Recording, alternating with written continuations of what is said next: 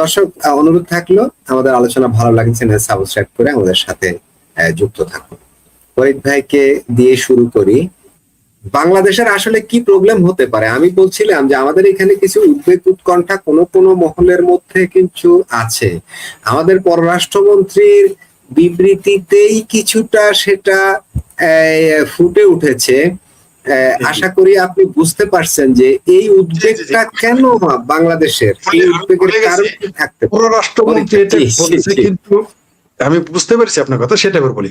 উনি ভয়ে আছেন। উনি এই বক্তব্যটা বলেছে, এটা তার একটা স্ট্যান্ডবাজি। এই বক্তব্যটা মার্কেটে খাবে, এই বক্তব্যটা মার্কেটে খাবে বলে তিনি এটা দিয়েছেন।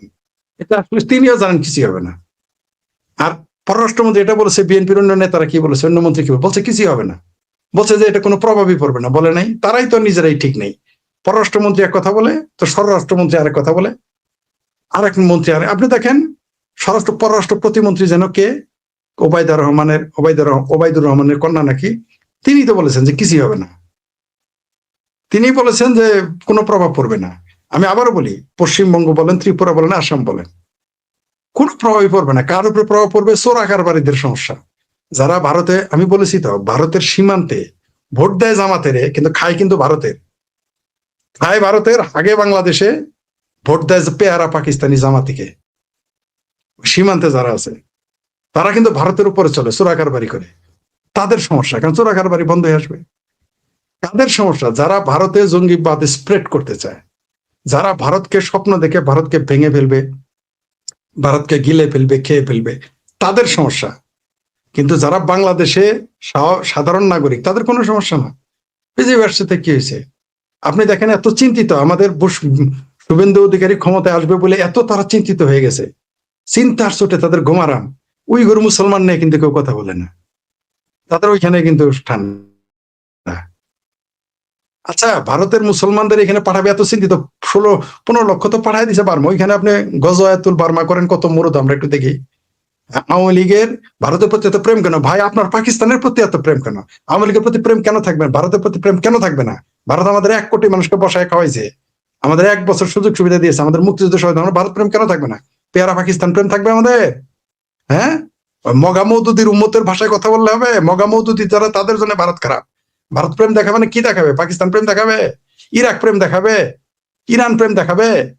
আর আমাদের মুক্তিযুদ্ধ ছিল। সিরিয়া প্রেম দেখাবে, লেবানন প্রেম দেখাবে? ভারতের প্রতি প্রেম তো থাকবেই আওয়ামী লীগের। এই দেশের প্রত্যেকটা মানুষের ভারতের প্রতি প্রেম থাকা উচিত। যারা বেঈমান, মুক্তিযুদ্ধ বিরোধী, প্রতিবেশী দেশের সাথে তো প্রেম থাকবে। প্রতিবেশী দেশের সাথে আমার সুসম্পর্ক থাকা লাগবে না, সে যেই দেশই হোক, যদি সে আমার বিরুদ্ধে শত্রুতা না করে। একদিকে প্রতিবেশী, সেটা তো আছে, এটা থাকতে হবে। তারপরে আমার মুক্তিযুদ্ধ সহযোগিতা করেছে, আমার ভারত প্রেম থাকবে না মানে? আপনি পাকিস্তান প্রেম বুক থাপড়াই ইয়ার হাই হোসেনের মতো বলতে পারেন। আপনি বাংলাদেশের রাজাকার আলবদরা পাকিস্তান প্রেম ডাইরেক্ট ঘোষণা দিতে পারে। আর আর ভারতের প্রতি প্রেম দেখালে আওয়ামী লীগের দোষ হয়ে গেল?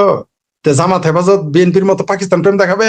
1800 মাইল দূরে যারা আমাদের বলেছে আমরা কাল্লা, বোবা, শুয়োর, গিদর, তাদের প্রেম দেখাবো আমরা? যারা আমাদের 30 লক্ষ হত্যা করেছে সেই দেশকে প্রেম দেখাবো? যারা আমাদের অগণিত নারী ধর্ষণ করেছে সেই পাকিস্তানের প্রতি প্রেম দেখাবো? ওটা আপনার পক্ষে সম্ভব? কারণ আপনি হইলেন, আপনি তো মোহাম্মদ নবী মোহাম্মদের না, আপনি মোহাম্মদ। ফরিদ ভাই একজন কমেন্ট করেছে, ওই ওই ওই কমেন্টের কাউন্টারে আরেকজন কমেন্ট করেছে, কারণ আওয়ামী লীগ ছাড়া সব দল আমেরিকার দালাল। আরেকটা বলতে হবে, এর সাথে হলো পাকিস্তানের দালাল বলতে হবে, তাহলেই হয়ে যায় পাকিস্তানের দালাল। ভারত সর্বরাষ্ট্রনাতে কি? হ্যাঁ, সীমান্তে চুরি করতে যাও কেন তুমি? তুমি যাও কেন সীমান্তে? গেলে তোমার মারবে, সীমান্তে তো নো ম্যানস ল্যান্ড, তুমি যাও কেন? ভারত সভ্যনাতে কি? সভ্য না হইলে তুমি ঠিক আছো বাংলাদেশ? ভারত সভ্যনাতে কি? ভারতে গণতান্ত্রিক রাষ্ট্র আছে, সেনাবাহিনী কোনোদিন গেছে ক্ষমতা? তোমরা এখানে কি করো?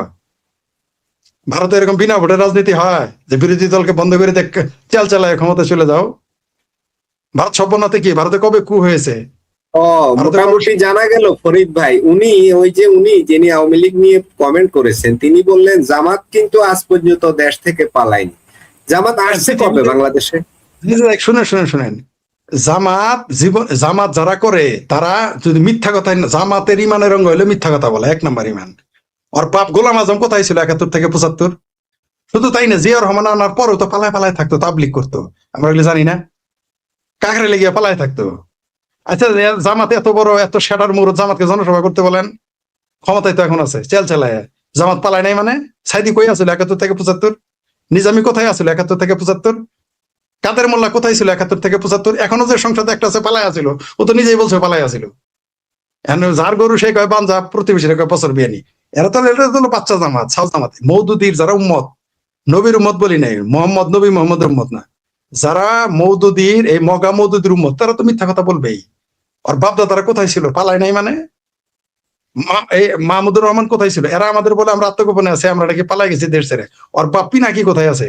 ওর দুলাভাই ওই যে ইলিয়াচ্ছে কোথায় আছে?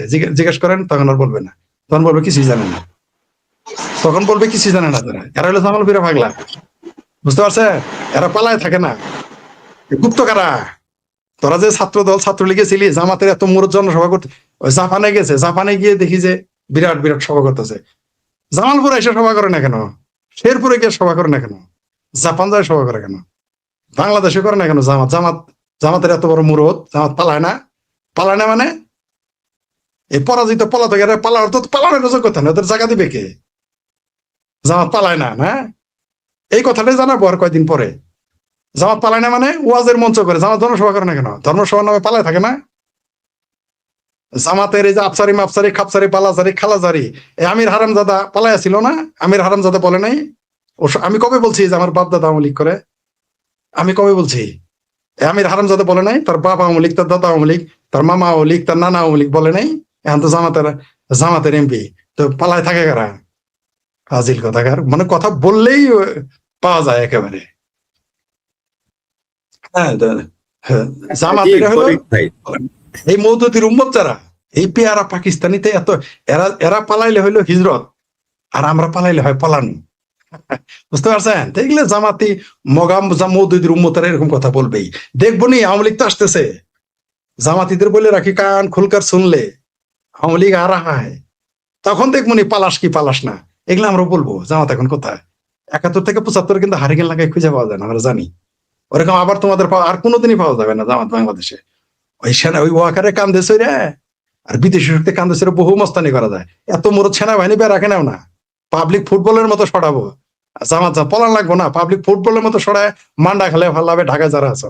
আর জামালপুর যমুনা নদী, আর যারা বরিশাল আছো পদ্মা নদীতে লাইতে ভালাবে, আর মেঘনা নদীতে। সেনাবাহিনী ওয়াকারে বলো বাইরে যেতে। এত মুরো গরুর আঠি পাহারা দেওয়ার লাগে সেনাবাহিনীর এখন। তুমি করে তো পাহারা দিতেই হয়।